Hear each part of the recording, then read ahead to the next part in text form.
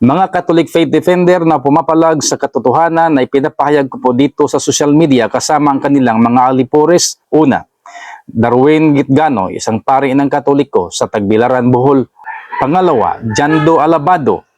Pangatlo, Wendell Talibong ng Osami City, Mindanao. Mayroon pa mga kaibigan, isang account sa Facebook na nagngangalang John Matre.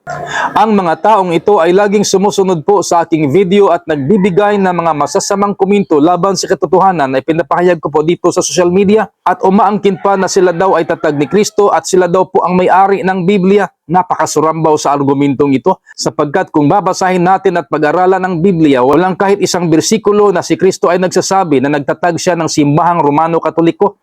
At ang kanilang pang-aangkin sa Biblia ay isa po itong napakalaking kasinungalingan sapagkat hindi pa isinilang ang kanilang mga obispo at ang kanilang mga pari na si Damaso at si Jerome at ang kanilang relihiyon na Romano Katoliko ay nandyan lang ang salita ng Diyos na isinulat po ng mga propeta ng Diyos noong unang panahon at ng mga apostolis ng ating Panginoong Hesukristo.